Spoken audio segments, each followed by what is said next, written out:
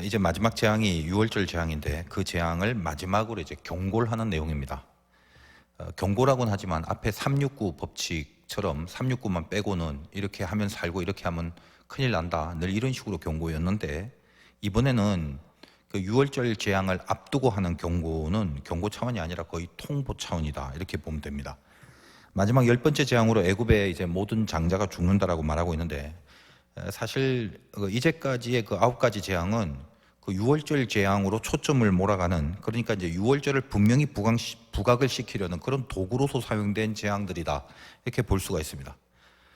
제가 이제 좀 놀라면서 느끼는 거지만, 어떤 설교를 할 때 거기서 이제 설명한 것들이 그 내용이나 해석이 다른 예배 때 또 다른 사람들에게 이제 설교를 하면서도 그 시즌에 동일하게 적용되는 경우를 흔히 접하게 돼요. 이제 오늘도 그런데 여러분 이제 금요일에 그 팟빵이나 유튜브로 그 요한계시록을 제가 설교를 합니다.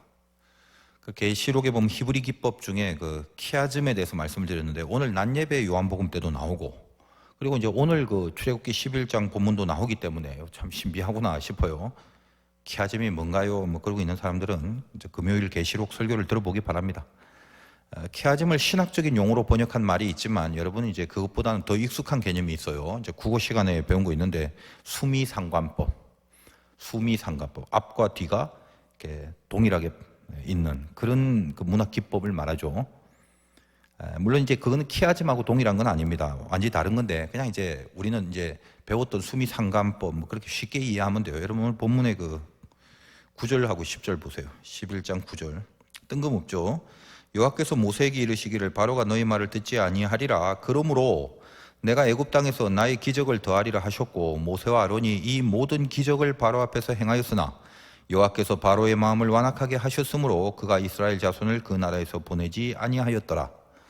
그러니까 여러분 이제 성경을 좀 자세히 읽는지 모르겠지만, 지금 이렇게 쭉 진행되는 내용의 흐름상 지금 이 이야기가 있을 법하지 않죠. 이제 좀 있으면 6월절 재앙이고 이제 다 끝나는데, 그러니까 이 두 절은 이제껏 9가지 재앙을 했던 그 전체 과정에 대한 하나의 그 요약이며 그 정리고 마무리다, 이렇게 이제 보시면 되는 거예요. 애굽의 이제 재앙을 어때요? 계속 내리겠지만 바로가 강팍하기 때문에 출애굽을 허락하지 않을 거다, 지금 그런 내용이잖아요. 근데 이거 우리가 앞에서 늘 봐왔고 알아왔던 거잖아요. 지금까지 그 내용입니다. 그러면 그 처음에 모세를 이제 불러서 바로에게 보내서 이제 재앙 시작이다, 요시 땅 전해라 라고, 그 재앙이 시작되는 부분이 어딘가 하면 출애굽기 7장인데 앞에 한번 넘겨보세요. 출애굽기 7장. 그 7장 한 3절 정도에 보면 한번 보세요. 이 처음 시작 부분입니다. 재앙의 시작 부분. 내가 바로의 마음을 완악하게 하고 내 표징과 내 이적을 애굽 땅에서 많이 행할 것이나, 기적을 많이 행한다 이거요. 바로가 너희의 말을 듣지 아니할 터인즉 내가 내 손을 애굽에 뻗어 여러 큰 심판을 내리고 내 군대 내 백성 이스라엘 자손을 그 땅에서 인도하여 낼지라. 자, 이거 요약하면 뭐죠? 처음 시작하는 부분에서 언급한 내용들, 이게 아까 봤던 그 6월절 재앙 앞에 9가지 재앙이 끝난 시점에서 그 6월절을 경고하는 부분에 와서 그 끝 부분에 이렇게 같은 내용을 기록해 두는 거죠. 그러니까 전체 재앙이라는 테마를 두고 앞에 그리고 마지막에 동일한 내용, 즉 바로가 강팍하다, 많은 이적을 베풀어도 바로가 강팍해서 니들 안 보내줄 거다, 이런 내용으로 앞뒤를 장식하는 거예요. 이제 히브리 문학에서는 키아즘이라고 하는데, 여러분에게 이제 이해를 좀 돕기 위해서 제가 수미상관법이라고, 원래는 아닌데 그렇게 한번 말씀을 드려보는 것입니다. 근데 왜 이걸 우리가 이제 알아야 되고, 또 이걸 제가 왜 설명을 해드리냐 하면, 여기까지가 하나의 내용이다라는 말이죠, 일단은. 그리고 이제 그 12장부터 6월절 재앙이 나오는데, 이 6월절 재앙은 이제까지 했던 재앙과는 다른 새로운 차원에서 재앙이라는 거예요. 앞에 있는 것들하고는 차원이 완전히 다른 내용. 그러니까 앞에 있는 그 내용들이 뭐라고요? 이제 다음 시간에 할, 결국 이 12장의 6월절 사건의 기반이 되는 거다라는 걸 말하면서, 그리고 동시에 그 안에, 그 앞에 있는 모든 재앙의 사건 중에서 가장 중요한 것이 뭐냐? 수미상관법의 내용, 앞뒤에 붙여 쓴 게 이게 제일 중요하잖아요. 수미상관법 국어 시간에 배웠잖아, 그지? 그래서 그게 표현기법인 걸 알면은 이게 바로 이해가 되죠. 물론 키아즘은 좀 달라요. 어쨌든 자, 그럼 뭐가 제일 중요하냐? 바로가 완악해서 말을 안 듣는다, 이게 중요한 개념이 되는 거예요. 자, 우리는 보통 보면 재앙이 뭐 개구리 나오고 이 나오고 메뚜기 나오니까 뭐 개구리가 몇 마리냐, 뭐 메뚜기는 얼마나 많냐, 뭐 이런 게 중요한 게 아니라 모든 재앙 사건 중에 성경이 지금 지적하고 초점을 몰아가서 가장 중요하다고 여기는 부분이 뭐다? 수미에 있는 거죠. 바로는 완악해서 풀어주지 않더라. 그거란 말이에요. 그게 왜 중요한 거냐? 여기 영적 의미가 있는 거거든요. 여러분, 바로는 마귀를 상징한다고 했죠. 그래서 이제껏 살펴본 것처럼 마귀가 뭐 저번 시간에 했나? 포기불능. 절대 포기하지 않죠. 하나님은 우리를 구원하는 걸 포기하지 않으시지만 마귀는 우리가 구원받는 걸 포기하지 않죠. 물론 하나님이 세니까 마귀가 아무리 포기를 안 해도 하나님이 이길 수밖에 없지만 마귀의 근성이 그렇다는 거예요. 그래서 속임수, 거짓말, 봐주겠다 나가라 해놓고 다시 못 간다 뭐 이런 식의 그런 거짓말들, 온갖 유혹과 시험을 통해서 출애굽을 못 맞게 하는 거죠. 못하게 하는 거죠, 출애굽을. 그럼 출애굽이 뭐냐? 애굽을 탈출하는 건데 그건 이제 이사 가는 게 아니잖아. 이 출애굽이 주는 제일 중요한 게 뭐냐면 너희들 인간들을, 그 애굽에 있는 인간들, 이스라엘 백성들을 하나님을 섬기는 예배자들, 그렇게 삶을 바꾸겠다는 거든. 그런 삶이 되게끔 하겠다는 게, 이게 뭐예요? 하나님의 뜻인데 이걸 막는 게 마귀의 목표다 이 말이에요. 동일해요. 오늘 우리도 사실은 출애굽을 해야 될 운명으로 불리어져 있지만 악한 마귀들이 여러분에게 그걸 막을 겁니다. 지금도 계속 방해받고 있죠. 싸우고 얻어 터지고 있고 쓰러져서 그냥 애굽에서 침 질질 흘리고 있고 이런 사람 많단 말이에요. 자, 그러면 하나님은 보세요. 그런 마귀 같은 거 뭐 하나님이 한 방에 그냥 보낼 수 있잖아. 그러니까 제가 여러 번 말씀드리지만 이 재앙을 이렇게 여러 번 줄 필요가 없죠. 그냥 그냥 그래도 스토리상 끔찍한 거, 막강한 거 하나 정도 팡 재앙을 내려갖고 그래갖고 그냥 손 들고 항복시키면 되잖아. 근데 바로가 말을 안 들을 줄 알면서도, 그걸 알면서도 왜 9번에 걸친 재앙을 내린 거예요? 뭐 하나님이 이렇게 마음이 좀 여려갖고 조금씩 그렇게 달래가면서 하려고 그럴까? 아니죠. 여러분, 이 9개 재앙이 지금 쭉 출애굽의 재앙이 처음부터 9가지 정도 한 6개월 정도 걸렸어요. 이 쭉 기간을 따져보면. 실은 근데 이 모든 플랜은 이미 창세기 때부터 약속이 된 거거든.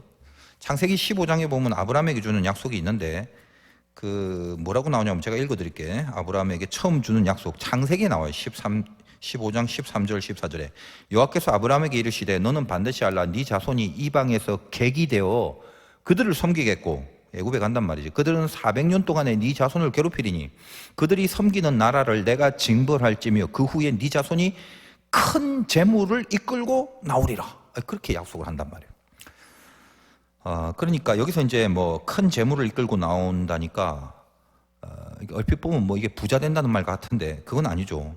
아브라함이 이제 그때 아마 이 얘기를 듣고 내심, 야, 뭐 나는 몰라도 그래도 우리 후손들이 꽤 부자가 될 거구나 아마 그렇게 생각할지도 몰라요. 큰 재물이라니까.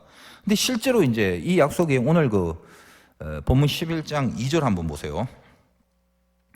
자, 이제 마지막 재앙을 경고하면서 백성에게 말하여 사람들에게 각기 이웃들에게 은금 패물을 구하게 하라 하시더니, 그렇게 나오죠. 자, 이 은금 패물을 구하라라는 말이 좀 뜬금없는데 이거는 이미 또 출애굽기 3장 21절에 미리 그 언약을 한 것입니다. 출애굽기 3장 21절에 보면 읽어드릴게요. 내가 애굽 사람으로 이 백성에게 은혜를 입히게 할지라 너희가 나갈 때 빈손으로 가지 아니하리니 여인들은 모두 그 이웃 사람과 및 자기 집에 거류하는 여인에게 은패물과 금패물과 의복을 구하여 너희의 자녀를 꾸미라. 너희는 애굽 사람들의 물품을 취하리라. 이렇게 되어 있단 말이에요. 그러니까 여기서 이제 너희는 애굽 사람의 물품을 취하리라라고 할 때 그 취하리라는 표현은 원래 전쟁에서 물건을 빼앗는다는 뜻이에요. 그래서 여러분 성경에 보면 그 뭐 관주해놓고 뭐라고 했지? 뭐 약탈의 뜻도 있다 그랬는데 그 약탈이라는 의미가 전쟁에서 뺏는다라는 의미가 있는 거예요. 그러니까 이게 뭡니까? 겉으로 볼 때는 오늘 본문 그 출애굽기 11장에서는 말이 굉장히 유하죠. 다시 볼까? 11장 2절 오늘 본문. 백성에게 말하여 사람들에게 각기 이웃들에게 은금 패물을 구하게 하라. 여호와께서 백성으로 애굽 사람의 은혜를 받게 하시고 또 그 사람 모세는 애굽 땅에 있는 바로의 신하와 백성의 눈에 아주 위대하게 보였더라. 그러니까 이렇게 툭 보면 그냥 느낌상 어때? 은혜 받고 애굽 사람들이 그나마 쭉 재앙 중에 하나님 세네 뭐 이렇게 뭐 은혜도 받고, 그리고 이제 모세를 보니까 상당히 그 카리스마 있네, 뭔가 크게 보이고, 그래서 뭔가 이 자기 패물을 이렇게 그 선물을 한 듯 같은 그런 느낌이지만 자, 이게 참 신비하게 안 싸우고 분명히 받은 거예요. 애굽 사람한테 싸움 하나 없이. 근데 의미는 뭐냐? 전쟁에서 뺏은 거다라는 의미지. 왜? 이 안에 그 영적인 패권이 달려있단 말이에요. 이 패물로 뭐예요? 여러분 이스라엘 백성들이 금은 들고 광야에 나가서 뭐 그거 먹을 거야 배고플 때? 뭐 할 건데 그거? 차라리 컵라면 한 박스 사가는 게 더 낫지 않아? 그 은근 패물을 뭐 하려고 이걸 갖고 나가라고 그랬고 이미 그걸 창세기부터 하나님이 뭐 하려고 그런 식의 약속을 했냐 이 말이죠. 그는 간단해요. 나중에 이거 갖고 성막, 성전, 그 성전의 원형이 된 성막, 하나님 앞에 예배하는 성막, 그걸 건축하거든. 그러니까 애굽의 신들을 애굽인들이 섬겼잖아. 그거 갖고 애굽은 이제까지 얼마나 그 다실론에 대해서 많이 얘기를 했어. 애굽의 신들을 섬겼던 그 폐물로 하나님의 성전을 만든다는 개념이에요. 그래서 애굽 사람의 것들 갖고 와서 우상이 아니라 그거 갖고 우상 섬겼는데 이제는 하나님의 성전을 만들어라, 그 의미거든요. 그렇게 사용하라고 이미 다 준비하시고 계획을 해 두셨잖아요. 창세기 15장에도 그렇고 출애굽기 3장에도 그렇고 그리고 이제 11장에 와서 그 얘기를 계속 하잖아. 그렇게 계획해 두셨건만 어리석은 백성들이 그 폐물로 뭔 짓 했죠? 광야로 나가서 성전을 짓기 전에 금송아지 만들었죠. 그 때문에 3,000명이 죽어요. 하나님 편에서 보면 이게 얼마나 한심해. 이제껏 출애굽을 위해서 하나님이 그 오랜 6개월 동안 이렇게 그 재앙들 하나하나 하면서 행하신 일들이 다 뭐예요? 우상을 제압하고 세상의 신은 하나님밖에 없다. 이거 가르쳐 주려고 그 많은 재앙들을 번거롭게 일일이 다 펼치셨잖아. 그거 가르쳐 주려고. 근데 그들이 모세가 계명을 가지고 내려오기도 전에 금송아지를 만들고 섬기고 있잖아요. 그 금송아지 이름이 뭔지 알아요? 뭘까? 찾아보면 그 금송아지 이름이 하나님이에요. 성은 하시고 이름이 난님이요. 하나님이라고 하자 이래 버린다 말이에요. 그래서 여러분 10계명은 1계명이 다른 신 두지 마라, 2계명 우상 섬기지 마라, 형상 만들지 마라, 3계명 하나님의 이름을 망령되이 일컫지 말라. 이것이 10계명의 앞부분의 트리플 콤보인데 이게 다 연결돼서 드러나는 죄성, 이게 우상 섬기는 죄라 이 말이에요. 얼마나 중요한지 10계명의 1, 2, 3를 차지하잖아. 그리고 그건 다 연결이 돼 있단 말이지. 다른 신을 두니까 하나님 외에 뭔가 다른 신의 개념을 갖고 있으니까 그 신이 내 눈에 보여야 직성이 풀리니 형상으로 만들고 결국은 그게 뭐다? 내가 만든 신이 최고기 때문에 하나님의 자리에 가는 거잖아. 오늘 말씀 제목이 신관정립인데 여러분 생각을 해봐요. 이제까지 그냥 막 뻔히 알아왔던 막연한 것들이 이거 굉장히 정밀하게 알아야 되겠구나라는 생각이 들 겁니다. 예를 들면 세상에 신이 많습니까? 몇 명이나 돼? 몇 명이면 이상하다 그지? 몇 개야 신이 도대체? 뭐 우리가 뭐 그리스 로마 시대를 삽니까? 여러분 신관정립 분명하세요. 신, 하나님 한 분이에요. 그걸 유일신 사상이라고 한다 이 말이에요. 물론 영적인 존재라는 건 있죠. 뭐 천사라든지 뭐 악령이라든지 마귀라든지 등등. 그러나 우리가 창조주 하나님으로서의 그 신, 그 막연하지만 여러분이 최고의 절대의 그 하나님이라고 이제껏 알아왔던 그 창조주 하나님의 신, 그건 딱 한 분 하나님이거든. 그럼 다른 신들은 뭐야? 하다못해 뭐 뒷산의 산신령, 이건 신 아니야? 뭐 삼신할매 이런 건 신 아니야? 그런 건 신이 아니라 악령이 변장하고 그렇게 들어와 신인 척 하는 거죠. 악령은 신은 아니에요. 그지? 악한 영. 그리고 뭐 선한 영은 천사 같은 거. 그런 영적 존재는 물론 있어요. 그러나 진짜 신은 하나님 한 분이란 말이에요. 그게 기독교의 유일신 개념입니다. 그래서 우리가 하나님이라고 하면 여러 가지 개념이 떠오르지만 이제까지 성경을 통해서 여러분이 듣고 본 바 어떤 것들이 있습니까? 유일해야 되고 절대적이고 영원하고 전지전능하고 또 뭐야? 사랑과 공의가 계시고, 이건 이제 우리가 성경을 통해서 더 고급스럽게 터득한 하나님 한 분인 그 유일신의 속성을 우리가 알고 있는 거지. 이제껏 하나님에 대해서 많이 알잖아요. 바로 우리가 알고 있는 그런 개념으로서의 신, 그 신으로서의 하나님은 한 분인데 다른 신을 두는 죄를 짓더라 이 말이야. 그걸 우상죄라고 말하는데 다른 신이 뭡니까? 자, 예를 들면 뭐 우리가 흔히 뭐 구약에서 바알을 두고 신이라고 한다고 치자. 그게 우상이란 말이에요. 그러니까 바알은 하나님이 아니잖아. 그런데 바알 섬기는 사람들의 마음이 어때요? 바알을 두고 하나님을 향해서 가지고 있는 그 평가와 그 인식과 그 이해와 그 믿음을 동일하게 바알이라는 것에 갖고 있다 이 말이지. 그게 우상이란 말이에요. 바알이란 신이 그럼 진짜 있어 없어? 없지요. 그러면 뭐야?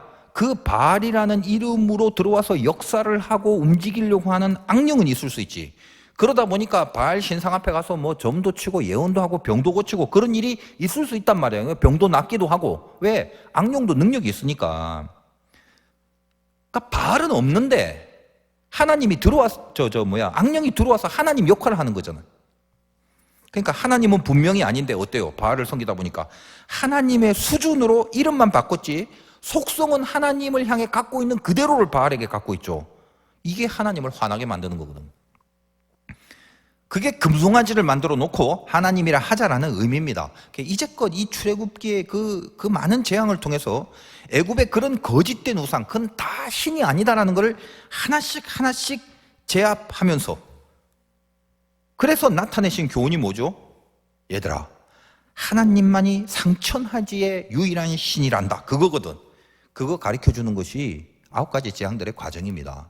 큰 거 한 방 터뜨려갖고 확 집어내갖고 바로 손들게 만들고 애굽을 떠나보내게 하는 게 아닌 이유다 이 말이에요. 한 방에 탈출시키지 않아야 그럼 제일 편하겠지. 근데 노리는 게 있죠. 뭐예요? 하나님이 누군지, 이 땅과 이 공중과 저 하늘에 어디서나 하나님 한 분만이 창조주이며 진정한 신이다. 그걸 가르쳐 주는 거예요. 지금 출애굽의 목적이 뭐였어요? 그 하나님을 경배하고 예배하는 백성으로 만드는 건데, 아니 내가 섬기고 예배한 대상이 도대체 누군지를 알아야 할 거 아니에요. 그것도 모르고 끄집어내 갖고 섬겨라 이러나? 그래서 그 재앙의 모든 과정 가운데 상천하지에 도대체 유일신인 하나님이란 개념이 뭔가를 철저하게 가르쳐 준 거지. 이제껏 저희들은 그 수많은 신들이 다 신인 줄 알고 살아왔는데 그게 아니다라는 걸 분명히 가르쳐 주는 거다 이 말이에요. 그래서 바로를 강팍하게 만들어서 재앙을 한두 번이 아니라 9번에 걸쳐서 내리고 이제 마지막에는 애굽의 폐물들을 이스라엘이 가지게 하시는 거죠. 이제 그거 가지고 나가서 어떻게? 하나님만, 유일한 하나님을 섬길 성막을, 성전을 만들고 그걸로 하나님을 예배하라 이렇게 되는 거예요. 그러니까 이 큰 그림을 그리는 데 있어서 아까 수미상관법에서 제일 중요한 게 뭐다? 바로가 완악한 게 중요하다고 그랬죠. 그게 더 왜? 바로가 완악한 거, 이건 마귀가 절대 포기 못하게 하는 거. 자, 그게 중요한 이유가 뭐냐? 하나님만 믿고 따르게 하지 못하게 한다는 건데 절대로 마귀는 우리가 바로 그 유일하신 하나님을 믿고 따르지 못하게 하려고 하면 절대로 포기 안 해. 그거를 그럼 어떻게 하라고? 그래서 이 출애굽의 이 스토리 안에 바로 이 부분에 복음의 진수가 들어가 버려요. 여기에. 자, 이제 잘 생각해 보세요. 이스라엘 백성들한테 모세를 통해 하나님이 이렇게 말로 잘 이해시켜갖고, 야, 니네들 그 참 시간이 오래 지나서 그 까먹었나 본데 한 애굽에 한 400년 이상 있으니까 다 까먹었지, 그지? 그 하나님은 있잖아, 나쁘냐 나? 저 정신 차려라. 그 아브라함 때부터 내가 다 얘기해 놓은 거야 그거. 하나님은 나뿐이다. 신은 나뿐이라고. 정신 차리고 이제는 하나님이 나만 잘 경배하고 살아라. 그러면은 예, 알겠습니다. 잘할게요. 그러면서 이제 휘파람 불고 우리 여기 못 있겠다, 같이 가자 하고 애굽을 탈출하고 이러면 얼마나 좋겠어. 근데 바로가 완악하다라는 이 말은 거꾸로 말하면 이스라엘은 쉽게 못 빠져나간단 말이죠. 바로를 완악하게 해서 탈출을 못하게 하는 거니까. 거꾸로 말하면 이스라엘 편에서 쉽게 못 나간다. 이게 뭐냐? 잘 생각해 봐요. 그래서 바로가 완악하다는 말이 어떤 의미로 연결되는지 보라고. 이스라엘 백성들이 400년 이상을 지금 애굽에서 같이 살았어요. 같이. 여러분 400 오래 살아봤자 100년. 그래도 4세대를 거쳐야 돼. 그들이 그 애굽에서 그 다실론의 그 팽배한 그 애굽이란 땅에서 우상을 같이 섬기고 살았단 말이지. 여기가 중요해요. 애굽인들하고 이스라엘하고 뭔 차이가 있어요? 그럴 때 일을 시키느냐, 일을 당하고 노예로 사느냐, 그게 하나님이 봤을 때 중요한 차이가 아니에요. 그 영적 무드와 색깔이 다 동일하다는 거예요. 뭐가 동일해? 우상 섬기는 족속이야. 다른 말로 의인은 하나도 없고 전부 다 죄인이란 말이에요. 애굽 사람이든 이스라엘 사람이든 누가 부리는 주인이든 당하는 종이든 그게 중요한 게 아니라 그 전에 전부 다 애굽이란 지역에서 동일하게 우상을 섬기며 살아왔다는 거예요. 바로가 완악해서 못 나가는 게 아니잖아. 애굽이나 이스라엘이나 그 죄악의 영역을 벗어날 자격이 없다는 걸 의미하는 거예요. 실은 정리 잘해요. 막 이스라엘은 의인천지라서 어떻게든 나갈 수 있는 모든 실력과 자격을 갖췄는데 바로란 녀석이 완악하게 계속 막아서 나가고 싶어 죽겠는데, 나갈 실력과 자격이 다 되는데 못 나가더라가 아니야. 바로를 완악하게 만들었다는 말 속에 들어가 있는 것은 이스라엘 편에서 못 나간다는 말은 애국과 동일하게 나갈 자격이 없는 걸 말하는 거예요. 이게 중요한 거예요.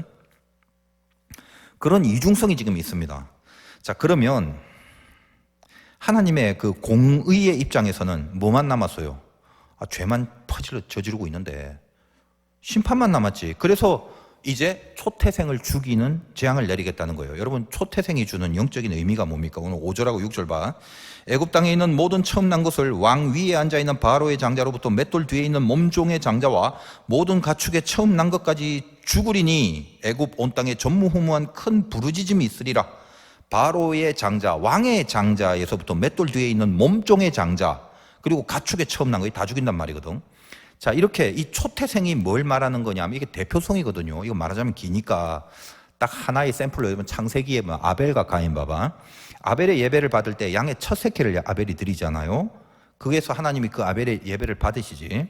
물론 아벨 자체가 예배를 드릴 만한 믿음의 사람이기 때문에 그걸 받으신 게 원래 본질인데, 하여간 양의 첫 새끼를 드렸다는 것은 전부를 상징하는 거예요. 그러니까 초태생의 의미가 뭐냐면 전부를 상징하는 것이기 때문에 그걸 하나님 앞에 드린다는 건 전부를 드린다는 의미거든. 그게 예배가 되는 거예요. 그래서 늘 제사 지낼 때 초태생을 쓴 거야. 그러니까 초태생은 뭐다? 제사의 상징이란 말이에요. 그러니까 초태생은 결국 제사의 제물인데, 애굽에 사는 인간들이 하나님 앞에 드려야 될 초태생이 죽음을 당한다는 뜻이 뭐예요? 이제껏 하나님께 그거 갖고 예배하라고 초태생이라는 게 있는 건데 상징적으로 그렇게 안 했지. 우상만 섬기고 왔다 이 말이에요. 그래서 그렇게 하지 않은 것에 대하여, 예배하지 않은 것에 대한 하나님의 심판이란 말이에요. 잘 생각해봐. 하나님이 다른 거 안 죽이고 뭐 둘째나 셋째 골라서 죽이면 안 돼? 아니면 제일 그 중에 뭐 몸무게 많이 나거나 밥 제일 많이 먹는 애들 죽이면 가사에 도움이 되고 좋을 건데 왜 초태생이에요? 왜? 그건 뭡니까? 제사로 드려야 될 거를 하나님이 친히 죽이신다. 그 말은 뭐다? 하나님이 저들이 실력이 안 되기 때문에. 그렇지만 그 의를 죽이진 않잖아, 하나님 스스로. 그러니까 하나님이 스스로 제물을 받으시겠다는 거예요. 초태생을 죽이는 건 너희들이 하나님이 나를 모르고 우상 섬기고 있으니까 내가 그것들을 죽여서 내 스스로 제사를 받겠단 말이거든. 의를 펼치겠다는 거예요, 의를. 근데 7절 읽어, 7절. 그러나 이스라엘 자손에게는 사람에게나 짐승에게나 개 한 마리도 그 혀를 움직이지 아니하리니 여호와께서 애굽 사람과 이스라엘 사이를 구별하는 줄을 너희가 알리라 하셨나니. 자, 오늘 이게 복음의 진수에 대해서 제가 얘기를 하겠다고 했는데 여기서 이제 구별하겠다는 말이죠. 애굽에는 장자가 죽어서 막 통곡을 할 때 이스라엘은 개도 짖지 않는데 무슨 말이에요? 전혀 죽음을 당하지 않고 뭔 일이 있었나라고 할 정도로 아무 일 없이, 즉 아무 심판도 없게 하겠다고 약속을 하시는 거지. 그런데 그 구별, 그 이스라엘의 통곡과 개도 안 짖게 잠잠한 그 애굽의 통곡과 개도 안 짖게 잠잠한 이 이스라엘의 이 사이의 구별의 기준이 뭐냐? 우리가 알다시피 이제 다음 시간에 하겠지만 본격적으로 어린 양의 피를 문설주에 바르는 거죠. 그게 이제 6월절이잖아. 자, 여기서 이제 중요한 쟁점이 있어. 얼마 남았어? 자, 5절을 보면 5절. 애굽 땅에 있는 모든 처음 난 것은 왕 위에 앉아 있는 바로의 장자로부터 맷돌 뒤에 있는 몸종의 장자라도 모든 가축의 처음 난 것까지 죽으리라. 이렇게 되죠. 그 7절에는 이스라엘만 이제 구별하겠다고 하기 전에, 그 구별하겠다고 말하기 전에 입장에서 바로의 장자뿐만 아니라 몸종의 아들도 죽인대요. 이런 점을 이렇게 딱 집어서 발견한 게 중요하지. 계시라는 게 그래. 어떤 포인트에서 하나님이 말씀하시려는 의도를 붙들어야 되는 거거든. 여러분, 여기 맷돌 가는 몸종 얘기가 왜 나와요? 맷돌 가는 몸종은 가장 비천한 직종의 사람을 말하는 건데, 보통 해석서, 주설서, 뭐 많은 설교가들 그렇게 얘기를 해. 그 맞죠? 근데 중요한 포인트가 뭐냐면, 자, 생각해봐. 가장 비천한 직종의 종? 오케이, 좋아. 자, 그럼 이게 애굽인이겠어? 이스라엘 백성이겠어? 이런 거를 생각하는 사람은 한 명도 없어요. 근데 이게 너무 뻔한 거지. 노예로 살아온 노예잖아, 비천한 종. 애굽인이 아니라 이스라엘 확률이 높죠. 시중에 해석들이 이렇게 한계가 있는 점이 뭐냐면 지금 이 내용들을요, 하나님이 장자를 치는데 높은 사람에서부터 낮은 사람까지 예외 없이 장자를 치셨다, 그 점을 말하는 것으로 이해를 하는데, 아니 높고 낮은 게 이게 중요해요? 아니 언제 하나님이 심판하는데 높낮이를 상관하신 적이 있어요? 공의라는 잣대가 무슨 부자는 봐주고 권세자들은 봐주고 뭐 가난하고 비천한 사람은 적용을 시켜버리고, 야, 이런 게 어딨어? 만약에 그랬다면 그건 공의가 아니죠. 근데도 불구하고 왜 이런 점을 얘기할 때마다 하나님은 높은 사람이든 낮은 사람이든 장자를 다 주셔서 그게 뭔 의미가 있는데, 당연한 거 아니야 그거는? 모조리 다 있다는 표현을 이렇게 하려고 하나? 그것도 아니겠지. 그러니까 이거는요, 뭐가 핵심이냐면, 이렇게 본 사람이 한 명도 없는데 너무 귀한 말이죠. 무슨 말이에요? 장자를 치는데 7절에 구별하겠다고 하기 전의 입장에서, 이스라엘을 구별하기 전의 입장에서는 바로의 애굽 왕, 즉 바로의 장자에서부터 몸종의 장자까지란 말은 애굽 사람뿐만 아니라 노예였던 이스라엘의 장자까지 치겠단 말이에요. 이게 왜 그래? 똑같거든. 그 공의의 잣대 앞에서 다 죄짓고 다 우상 섬기고 살았잖아. 죄로 따지면 이스라엘도 동일하게 오랜 기간 우상과 함께, 그들과 함께 살아왔거든. 그러니까 그 습성이 보세요. 나중에 광야에 가서 폐물 갖고 금송아지 섬기는 게 얼마나 익숙했는지 그거 보면 알잖아. 느낌 아니까 하는 거 아니야. 다 해보는 게. 자, 그러면 일단 다 죽는 거예요. 구체적으로 말하면 하나님께서 이제껏 자기를 믿지 않고 살았던 사람들 모두, 그게 애굽인이든 이스라엘인이든 전부 다 장자를 치심으로 하나님 당신 스스로 제사를 받아낸다는 말이거든. 이스라엘도 뭐 제사 안 지냈잖아. 니들의 장자도 치겠단 말이에요. 그래서 내가 스스로 제사를 받아내겠다. 자, 그런데 이제 7절에서 제일 앞에 뭐요? 그러나 이렇게 되는 거예요. 그러나. 그래야 되는데 그러나라고 하잖아. 앞에서 다 죽인다 그거야. 근데 그러나 이제는 구별해 둔다 이 말이지. 다 죽인다. 그리고 그러나 구별시켜서 안 죽인다 사이에 뭐가 있다? 다음 시간에 나오겠지만 어린 양의 피가 있는 거예요. 그러니까 이스라엘이 안 죽은 이유가 뭐예요? 물론 하나님이 사랑하는 백성이라서 그렇지만 죄로 따지면 동일하잖아. 그래서 이스라엘의 장자도 죽여야 하는 게 맞는데 죽어 마땅하단 말이에요.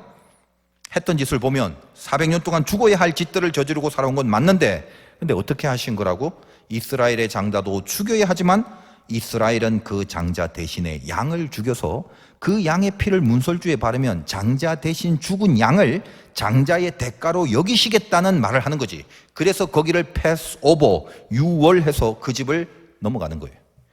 그걸 뭐라고 하냐면 은혜고 그걸 복음이라고 한다고.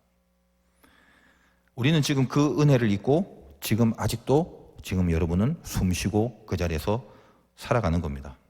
우리도 세상 사람들하고 똑같았단 말이지. 그죠? 죽어 마땅한 죄인이잖아. 버젓이 앉아있으니까 옆 사람이 여러분의 죄를 몰랐을 뿐이지. 여러분 우상 섬기고 살았죠? 우상을 섬겼지 예배 드리고 살았어? 지금 예배 드리고 있는데 지금 이렇게 지금 단순한 얘기하는 거 아니야. 속에서 그거 하지 마라, 혹은 그거 반드시 해라, 그렇게 하나님의 말씀을 주시잖아. 근데 얼마나 많이 개무시하고 살았어요. 그래도 자녀들이다 보니까 뭔가 찔림이 있고 뭔가 이러면 안 된다는 마음, 약간 그 쪼림이 있는데 결국은 뭐야? 에라이 모르겠다. 한두 번 어겨본 것도 아니고 그 말씀 안 들어도 별일 안 나더만, 다 그거잖아. 나에게는 하나님이 말씀하신 것을 지키고 안 지키고에 따라서 하나님이 나에게 어떻게 관계하시냐에 민감한 게 아니라 어떻게 하면 더 많은 돈을 벌 수 있고, 어떻게 하면 내가 원하는 어떤 인생을 위해서 스펙과 배경과 인맥과 재물과 이런 것들을 어떻게 하면 더 많이 더 크게 벌고 얻고 소유하여 저 세상 사람들이 침 흘리는 그 목표를 향해서 나는 더 높게 더 많이, 그것도 하나님의 힘까지 빌려 얻으면서 어떻게 하면 나갈 수 있을까? 그게 초미의 관심사지. 그러니 안 되는 거예요.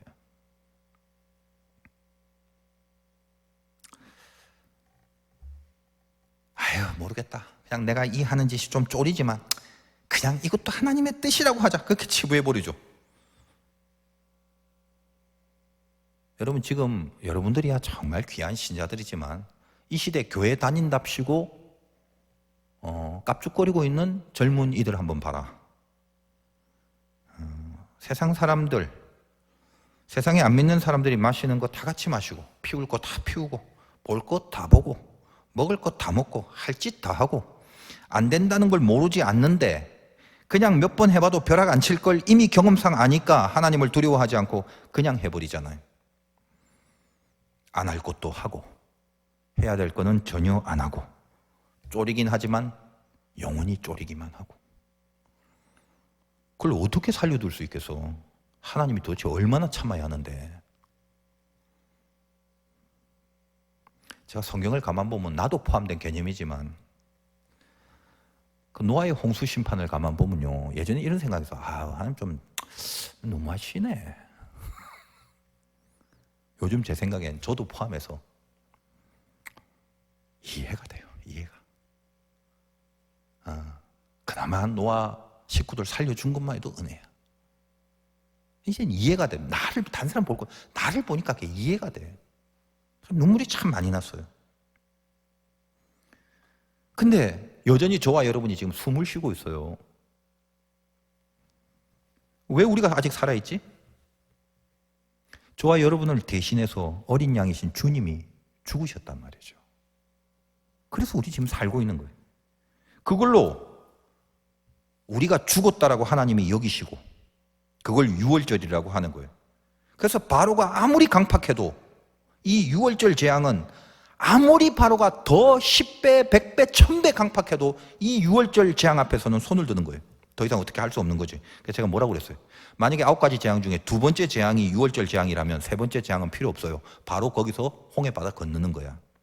거꾸로 9가지 재앙이 아니라 900번 재앙이 있다 할지라도 유월절이 없다면 그들은 절대로 홍해로 갈 수 없습니다.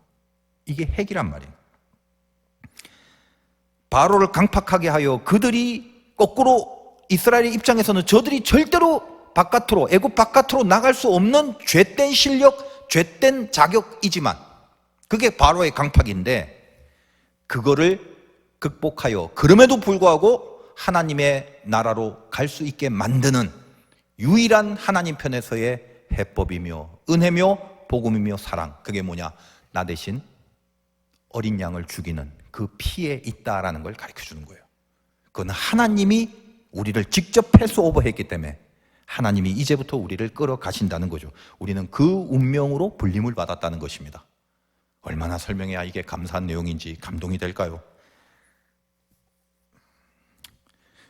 무슨 개구리가 아니라 악어가 나오고 메뚜기가 아니라 무슨 뭐 공룡들이 날라와 들어오더라도 이 유월절 없이는 절대로 애굽을 나갈 수 없었다는 걸 알아야 됩니다. 그럼 우리는 뭐냐? 유월절에 어린 양의 보혈을 힘입어 그 보혈 때문에 지금 살아갈 수 있는 거죠. 어떻게 살아야 됩니까? 여러분의 신관을 정립하기 바라요. 여러분 안에 있는 우상을 부셔야 됩니다. 신은 하나님뿐이에요. 저 부족도 없고 점도 안 치는데요. 지금 그 얘기 하는 거 아니죠. 하나님이 여러분에게 말씀하시는 것이 절대적이고 그것 외에는 다른 기댈 것, 다른 의지할 것, 어떤 다른 힘으로 올랐을 것 같은 것이 하나도 없다라는 걸 알라 이 말이에요.